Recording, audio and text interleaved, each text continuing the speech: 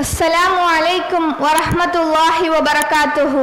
எல்லாம் வல்ல அல்லாஹு தஆலாவின் நல்லடியார்களே, என் மீதும் உங்கள் அனைவரின் மீதும் அல்லாஹுவின் சாந்தியும் சமாதானமும் என்றென்றும் நின்று நிலவட்டுமாக என கூறி எனது உரையை நான் ஆரம்பம் செய்கின்றேன்.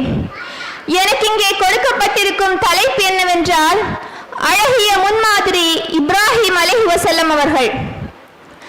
ஏக இறைவனாகிய அல்லாஹ் மனிதர்களாகிய நம்மை இந்த பூமியில் படைத்து நாம் வாழ்வதற்கு தேவையான அனைத்து காரியங்களையும் நமக்கு ஏற்படுத்தி தந்து நம்மை இங்கே வாழ வைத்திருக்கிறான். இவ்வாறு மனிதனை படைத்த இறைவன் வெறுமனே படைத்துவிட்டு மட்டும் விட்டுவிடாமல் அவன் நமக்கு அளித்திருக்கின்ற இந்த ஆயுளை நாம் எவ்வாறு வாழ வேண்டும், எப்படி வாழ்ந்தால் நம்மால் சுவனத்திற்கு செல்ல முடியும் என்பதற்காக சில முன்மாதிரியான மனிதர்களையும் நம்மிடம் அனுப்பியிருக்கின்றான். அப்படி இறைவன் நம்மிடம் அனுப்பிய முன்மாதிரியான மனிதரில் ஒருவர் தான் அல்லாஹ்வின் தோழன் என்று சொல்லப்படும் இப்ராஹிம் அலைஹிவஸல்லம். இறை தூதர் இப்ராஹிம் அலைஹிவஸல்லம் அவர்களை அல்லாஹு தஆலா இந்த மனித சமுதாயத்திற்கே ஒரு சிறந்த முன்மாதிரி என்று கூறுகிறான். இதை பற்றி கூறும்போது அல்லாஹு தஆலா தன்னுடைய திருமறையில் 60வது அத்தியாயம் 4வது வசனத்தில் கூறுகிறான், قد كانت لكم أسوة حسنة في إبراهيم والذين معه. இப்ராஹிம் இடத்திலும் அவர்களுடன் இருந்தவர்களிடத்திலும் நிச்சயமாக உங்களுக்கு ஓர் அழகிய முன்மாதிரி இருக்கின்றது என்று. இந்த மனித சமுதாயத்திற்கே இறைவன் இப்ராஹிம் அலைஹிவஸல்லம் அவர்களை ஒரு சிறந்த முன்மாதிரியாக கூறுகின்றான் என்றால், அந்த அளவிற்கு இப்ராஹிம் அலைஹிவஸல்லம் அவர்கள் அவரது வாழ்க்கையை தக்குவா இறையச்சத்துடனும் தூய்மையுடனும் அல்லாஹ்வின் கட்டளைகளுக்கு இணங்கியும் வாழ்ந்துள்ளார்கள். இப்ராஹிம் அலைஹிவஸல்லம் அவர்களுக்கு அல்லாஹ் பல்வேறு விதமான சோதனைகளை கொடுத்தான். ஏன், பல கட்ட சோதனைகளுக்கு பிறகுதான் இப்ராஹிம் அலைஹிவஸல்லம் அவர்கள் இறை தூதராகவே தேர்ந்தெடுக்கப்பட்டார்கள். சிலை வணக்கத்தை விட்டுவிடுங்கள், இறைவன் என்பவன் ஒருவனே என்று கூறியதற்காக நம்ரூத் எனும் கொடுங்கோலனால் நெருப்பு குண்டத்தில் வீசப்பட்டார்கள். தான் மிகவும் நேசித்த தன் மனைவி ஹாஜர் அலைஹிவஸல்லம் அவர்களையும் கை குழந்தையாக இருந்த இஸ்மாயில் அலைஹிவஸல்லம் அவர்களையும் இறைவன் கூறிவிட்டான் என்ற ஒரே காரணத்திற்காக மக்கா பாலைவனத்தில் தன்னந்தனியாக விட்டுவிட்டு சென்றார்கள். இன்னும் தான் தவம் இருந்து பெற்ற இஸ்மாயில் அலைஹிவஸல்லம் அவர்களை அல்லாஹ் அறுத்து பலியிடுமாறு கூறியதும் அதற்கும் அவர் துணிந்தார்கள். இன்னும் எத்தனையோ சோதனைகள். ஆனால் இப்ராஹிம் அலைஹிவஸல்லம் அவர்கள் அல்லாஹ் கொடுத்த ஒவ்வொரு சோதனையிலும் வெற்றி பெற்று இறுதி வரையிலும் ஏகத்துவத்தில் இருந்து சிறிதும் தடுமாறாமல் வெற்றிகரமான ஒரு வாழ்க்கையை வாழ்ந்து சென்றார்கள். இன்னும் இப்ராஹிம் அலைஹிவஸல்லம் அவர்களது வாழ்க்கையிலிருந்து அல்லாஹ் இந்த மனித சமுதாயத்திற்கு பல்வேறு விதமான படிப்பினைகளை கூறுகிறான். இப்ராஹிம் அலைஹிவஸல்லம் அவர்கள் இறைவனிடம் கேட்ட பிரார்த்தனைகள் எல்லாம் நம்மை மெய் சிலிர்க்க வைத்து சிந்திக்க தூண்டுகிறது. சிறந்த மனிதனாக இருந்தாலும் சரி, அல்லாஹுவின் தூதனாக இருந்தாலும் சரி, ஏன் அல்லாஹுவின் உற்ற தோழனாகவே இருந்தாலும் சரி, மனிதன் என்றாலே அல்லாஹுவின் அடிமை என்பதை ஒவ்வொரு நேரத்திலும் நமக்கு தெளிவாக கூறியிருக்கின்றார்கள்.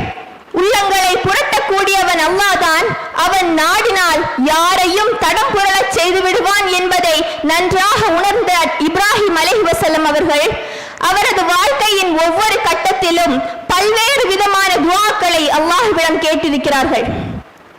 சிலை வணக்கத்திற்கு எதிராக பிரச்சாரம் செய்த இப்ராஹிம் அலைஹிவஸல்லம் அவர்கள் இறைவனிடத்தில், என் இறைவா, என்னையும் என் பிள்ளைகளையும் சிலை வணக்கத்தை விட்டும் பாதுகாத்திடுவாயாக என்று துஆ செய்திருக்கிறார்கள். சிலை வணக்கத்தை எதிர்த்து ஏகத்துவத்திற்காக பிரச்சாரம் செய்த இப்ராஹிம் நபியே, என்னையும் என் பிள்ளைகளையும் சிலை வணக்கத்தில் இருந்து காத்திடையா அல்லாஹ் என்று இறைவனிடம் கேட்டிருக்கிறார்கள். நாம் தான் சத்திய மார்க்கத்தில் இருக்கின்றோமே, இதை மற்ற மக்களுக்கும் எடுத்து சொல்கின்றோமே, நாம் எதற்காக சிலை வணக்கத்தை விட்டும் அல்லாஹ்விடம் பாதுகாப்பு தேட வேண்டும் என்று இப்ராஹிம் அலைஹிவஸல்லம் அவர்கள் இருக்கவில்லை. சத்திய பிரச்சாரத்தை செய்யும் நானாக இருந்தாலும் யாராக இருந்தாலும் அல்லாஹுவின் நாட்டமும் கருணையும் இல்லை என்றால் இணை வைப்பின் பக்கம் போய்விடும் தெளிவாக உணர்ந்து ஒவ்வொரு நேரத்திலும் இப்ராஹிம் அலைஹிஸ்ஸலாம் அவர்கள் அல்லாஹ்விடத்தில் துஆ செய்திருக்கிறார்கள். இதை போன்று நாமும் இணை வைப்பின் பக்கம் போகாமல் இருக்க ஒவ்வொரு நேரத்திலும் அல்லாஹ்விடத்தில் துஆ செய்ய வேண்டும். நாம் தான் இணை வைப்பை விட்டுவிட்டு ஏகத்துவத்தின் பக்கம் வந்து விட்டோமே, நாம் எதற்காக சிலை வணக்கத்தை விட்டு அல்லாஹ்விடம் பாதுகாப்பு தேட வேண்டும் என்று அலட்சியமாக இருக்கக்கூடாது. தடுமாற்றம் என்பது எளிதாக நடக்கக்கூடியதாகும். அல்லாஹு தஆலா ஆதமின் மக்களின் உள்ளங்களை அவனது இரு விரல்களுக்கிடையே வைத்திருக்கின்றான். அதை அவன் நாடும் போது எப்படி வேண்டுமானாலும் திருப்பி விடுவான். எனவே ஷிர்க் எனும் இணை வைப்பில் இருந்து பாதுகாப்பு பெற நாம் எப்போதும் அல்லாஹ்விடத்தில் துஆ செய்து கொண்டே இருக்க வேண்டும். இன்னும் இப்ராஹிம் அலைஹிஸ்ஸலாம் அவர்கள் அல்லாஹ்விடத்தில் கேட்ட பிரார்த்தனைகளில் மிகவும் முக்கியமான ஒரு பிரார்த்தனை ரப்பி ஹப்லி மினஸ் ஸாலிஹீன்.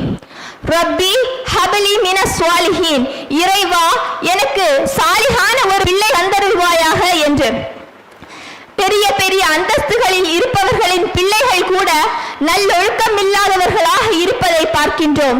அதற்காகத்தான் இப்ராஹிம் அலைஹிஸ்ஸலாம் அவர்கள் தனக்கு குழந்தை பாக்கியம் இல்லாமல் இருந்த போது இறைவா எனக்கு சாலிஹான ஒரு வாரிசை தந்தருள்வாயாக என்று கேட்டிருக்கிறார்கள். இன்னும் நபியாக இருந்தாலும் பிள்ளை பாக்கியம் என்பது அல்லாஹுவால் தரப்படுவதாகும். அப்படியே பிள்ளை பாக்கியம் கிடைத்தால் கூட அது நல்லொழுக்கம் உள்ள பிள்ளையாக சில வேளையில் இருப்பதில்லை. நபி நூஹ் அலைஹிஸ்ஸலாம் அவர்கள் நபியாக இருந்த போதிலும் அவரது மகன் ஏகத்துவத்தை ஏற்றுக்கொள்ளவில்லை. இதிலிருந்து ஒவ்வொரு துல்லியமான விஷயத்தையும் அல்லாஹு தஆலா தான் முடிவு செய்கிறான் என்பது தெளிவாக தெரிகிறது.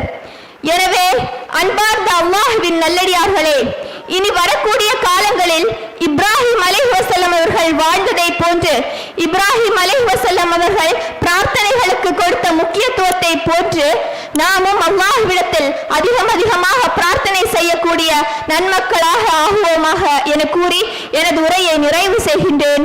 ரப்பி ஷ்ரஹ் லி ஸத்ரி வ யஸ்ஸிர் லி அம்ரி வஹ்லுல் உக்ததம் மின் லிசானி யஃப்கஹு கௌலி ரப்பி ஸித்னி இல்மா வாஹிர் தவானா அனில் ஹம்துலில்லாஹி ரப்பில் ஆலமீன்.